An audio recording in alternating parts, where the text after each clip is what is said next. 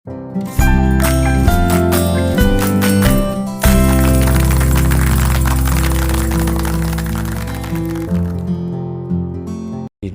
kita akan jagongan ngobrol diskusi sama anak muda yang mempunyai suatu inovasi, potensi dan kesuksesan yang luar biasa.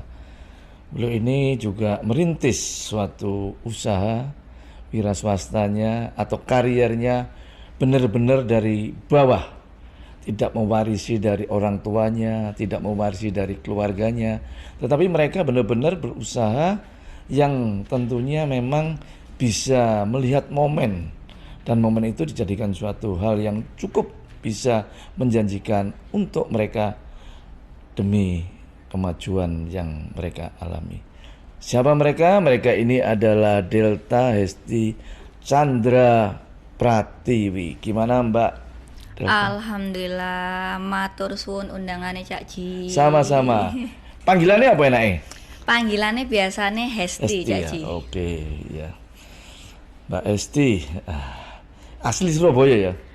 Asli sebenarnya Nganjuk Cak Ji. Oh, Nganjuk. Asli Nganjuk, tapi setelah umur 4 tahun merantau ke Malang dulu. Oh, ke Malang. Habis dari Malang baru ke Surabaya sampai sekarang. Sampai sekarang ya. Dan sampai sekarang mempunyai usaha yang cukup sukses juga di Surabaya. Di Surabaya. Iya. Coba saya ceritakan dari awal perjalanan Mbak Esti ini, mungkin dari kecil ya. Bolehlah untuk bisa berbagi kepada teman-teman yang lagi nonton, yang bisa nanti mungkin memacu suatu semangat. Jadi tidak minder, tidak gampang putus asa meskipun pada saat awalnya susah. Tetapi dengan nanti bisa Mbak Esti bercerita, mungkin orang akan berpikir dan berinovasi dan mempunyai mimpi yang sama dengan Mbak Esti. Monggo silakan. Iya Cak Ji. Jadi saya itu kalau untuk bisnis itu dari keluarga sebenarnya nggak ada orang yang pengusaha.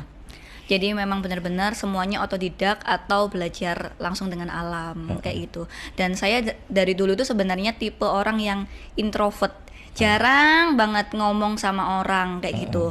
Tapi dengan berjalannya waktu, karena memang keadaan ekonomi ya, dulu itu saya di Nganjuk. Nah kemudian orang tua merantau dari kota ke kota sampai datang ke kota Surabaya. Pertama kali di Surabaya itu disambut oleh salah satu orang yang menolong ibu saya pas hamil besar, itu namanya Mbak Parti. Oh, Mbak Parti. Dan itu beliau sampai sekarang masih ada dan saya masih sering ke daerah Pelampitan. Kalau orang Pelampitan pasti tahu saya. Arek Siola pasti tahu, tapi saya dulu dipanggilnya Delta. Oh. Karena malu, Delta ini kan nama ini kan Cak Ji. Mall. Delta Plaza. Ya mall namanya mall.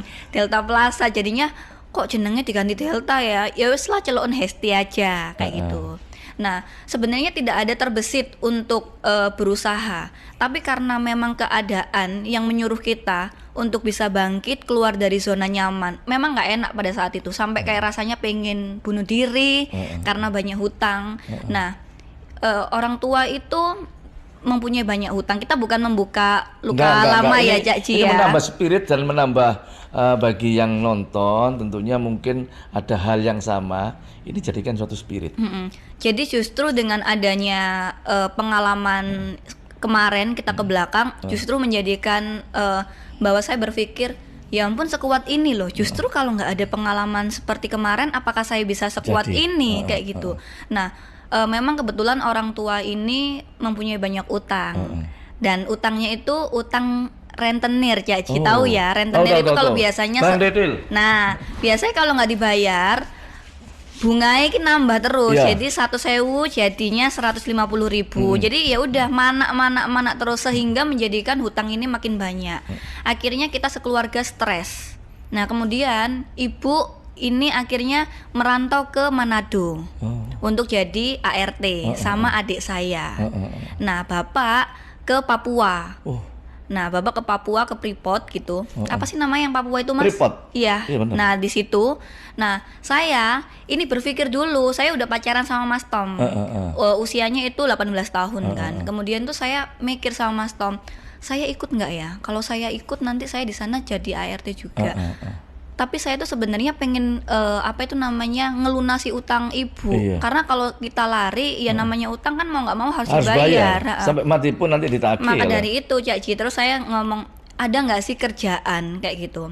Akhirnya dikasih kerjaan sama temennya Mas Tom. Tapi sebelumnya Cak Ji, saya dulu pernah jadi cleaning service di Dinas Pendidikan 33. Mungkin ada yang masih ingat saya. Dinas Pendidikan Surabaya. 33, Ngeneng Kali. Ngeneng Kali lah ya, yang sekarang Iya. sudah dibongkar ya. Di Ngeneng Kali itu saya jadi cleaning service, salah satunya cleaning service cewek itu cuman saya. Saya juga pernah menjadi admin ekspedisi. Saya juga pernah jadi admin apa itu namanya kasir juga pernah. Saya pernah ikut Yayasan Alit, Anak Lintang. Anak Lintang tuh. Terus saya juga pernah jadi anjal, anak jalanan, ngamen di Siola, kayak gitu. Tidak terbesit sama sekali untuk berbisnis. Tetapi Mas Tom mengajarkan, saya lihat loh, Mas Tom kan masih jadi pacar kan, kok jualan stiker ya. Mas Tom ini anak band metal. Kemudian saya sering diajak untuk nganter-nganter stiker.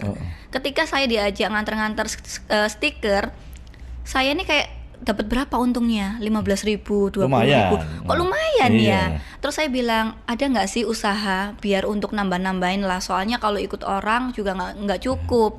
Belum ngekosnya, belum makannya. Akhirnya diajari. Pertama kali Cak Ji saya ngutang ke Mas Tom itu 300.000 rupiah. Terus saya kulaan di Pasar Gembong, kalau tahu Cak Ji. Gembong. Second hand itu loh. Iya, nah, pakaian-pakaian di sana semua. Jadi saya itu jualan baju-baju bekas, tas-tas bekas, sama sepatu-sepatu bekas di Pasar Gembong. Saya jualin di Facebook. Oh, di Facebook. Di Online Facebook. sudah ya? Sudah online pakai BBM. Tahun berapa waktu itu ya? Tahun 2010. Oh, sudah 2010 ya. Tahun 2010 saya jualan online. Tapi kayak pertama kali itu masih dikit sampai nangis. Akhirnya kok nggak payu ya apa ini? Saya baru dikasih tahu sama Mas Tom itu setelah saya nikah. Jadi dulu itu teman-temannya Mas Tom beli, tapi sebenarnya disuruh sama Mas Tom. Biar saya itu lebih semangat kayak gitu.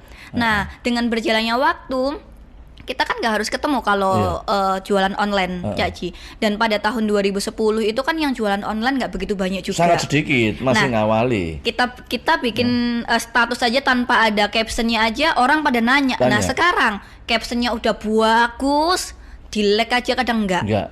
Iya. Nah akhirnya memang alhamdulillah berjalan, walaupun pasti ada rintangan, sampai kita merambat ke kulaan ke PGS juga. Terus kita juga sempat kulaan di pasar DTC.